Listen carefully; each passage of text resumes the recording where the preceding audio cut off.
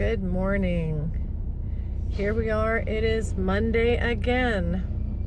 Mondays just keep coming.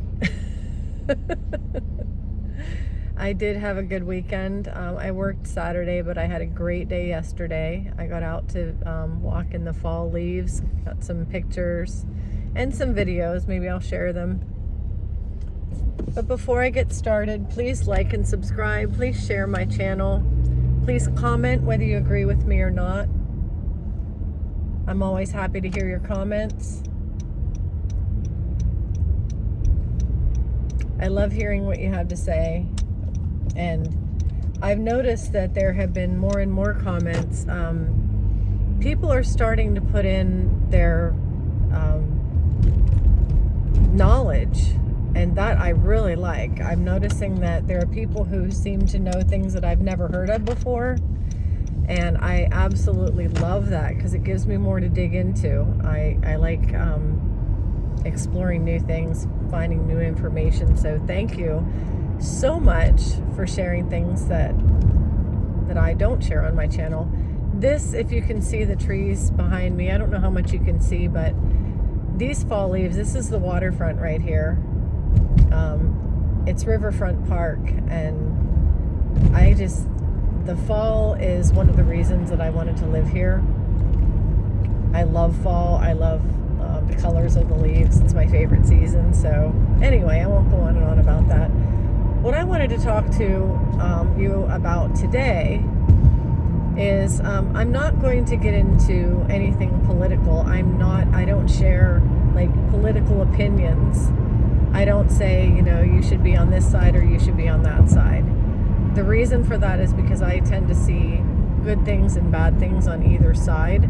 I don't see as one entire side being all good and one being all bad. However, I have been known to, look into other people's opinions and change my mind or change my perception based on information that I'm given. And one of the things that I wanted to share, I was having a discussion this morning with a friend of mine, and one thing that I wanted to share is that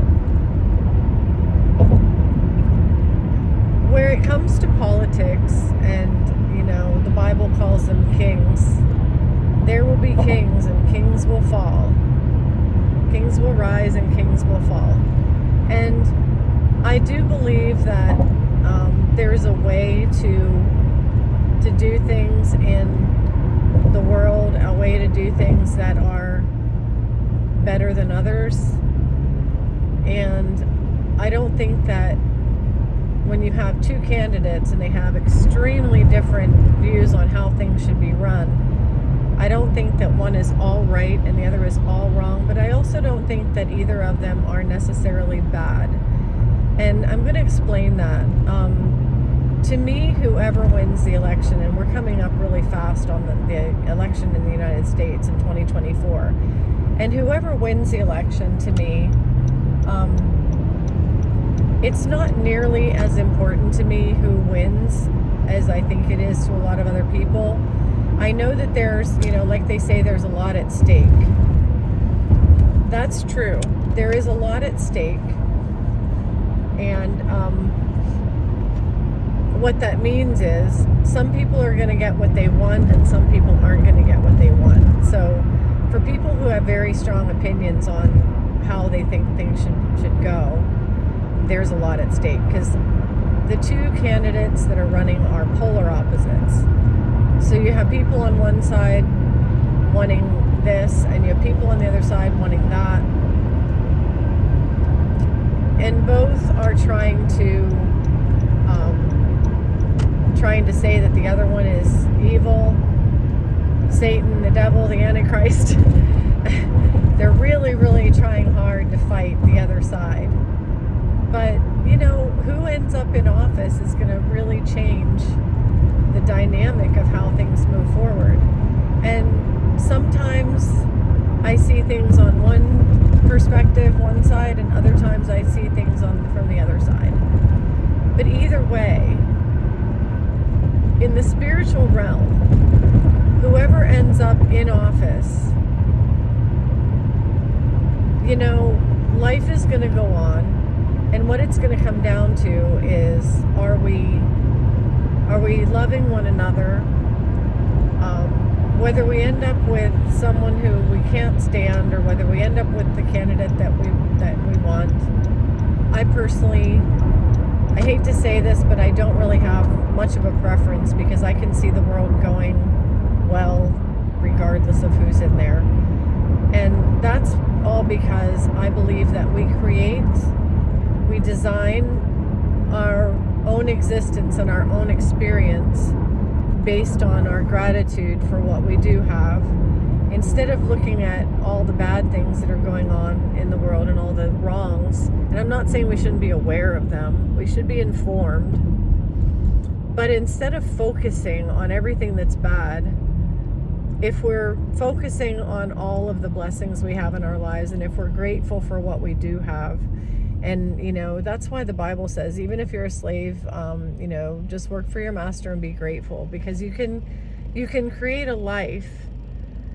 Maybe it's not as easy, maybe it's not as physically easy, but you can create a life of joy in no matter what circumstance you're in. Paul said, I've been rich and I've been poor, and I've learned to be content in all circumstances. And that's really the key, because I'm not saying that we want to purposely make sure that we suffer as much as possible. We don't want to do that. I'm also saying that we don't want to fight our fellow man and be nasty and backstabbing and name-calling and horrible to our fellow man in the name of trying to make things more comfortable. Because if we're being that nasty to other people, we're not making things more comfortable for anyone. We're making things miserable for them and for us and for everyone else. We're basically creating a miserable environment.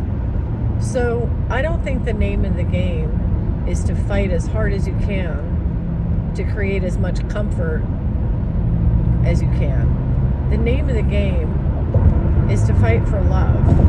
And I don't mean fight, like fist fight. I don't mean name call. I mean, make your everyday purpose in life being as loving as you possibly can in all circumstances. If somebody doesn't agree with you, love them. If somebody is saying something that makes you angry, love them. If someone does something to you, like they say, if they take your cloak, give them your shirt. If they slap you on one cheek, turn the other one. What that means is, it doesn't mean physically let people beat you up. What that means is, or rob you, it means love them anyway. Love everyone and everything regardless of what you see around you, because what you see around you is a test. It's a great big giant test. It's a test to see if you can love through all the things that you don't like and agree with, and all the discomforts. If somebody does something that causes you discomfort, can you love them anyway? That is the test of this world. It's a test. And it's nothing more. Everything that goes on in this world is a test to see if our spirits can continue to love. And when our spirits, which is who we are spirit man. And when we rise above the things of the world and we love with our spirits, we don't focus on our comfort. To sin is to focus on bodily comfort above spiritual love. That's to sin. When it says to sin is to go against God, that is against God. Putting the body before the spirit is against God. So we want to put the spirit and love ahead of the body and comforts, physical comforts, always. We want to put other human beings and loving them above blaming and accusing them for making us uncomfortable.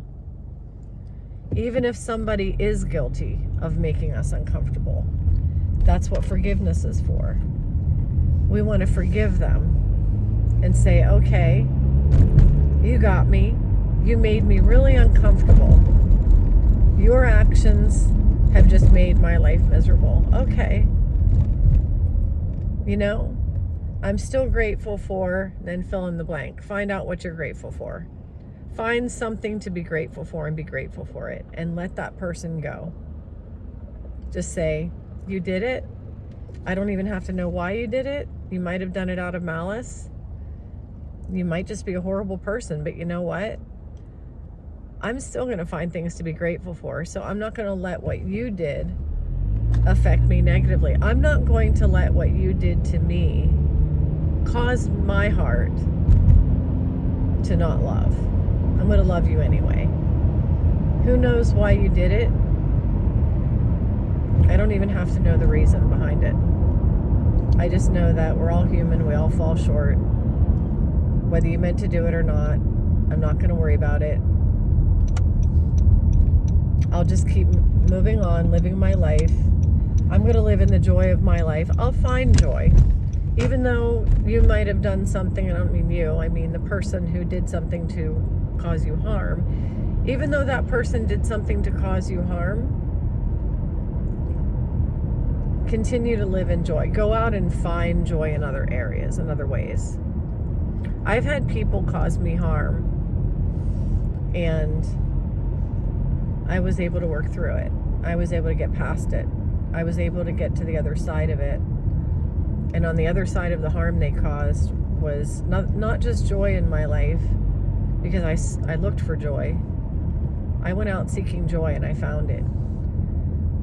But what I ended up with, more than just joy,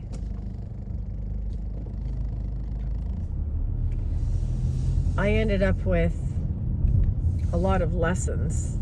And that's the really cool part, is that the things that were done to me, against me, actually made me better in a lot of ways, because I was willing to embrace the lessons that those experiences taught. And I learned a lot. But you have to seek it. That's the thing. You have to be seeking. You can't be seeking blame. Don't blame everybody else.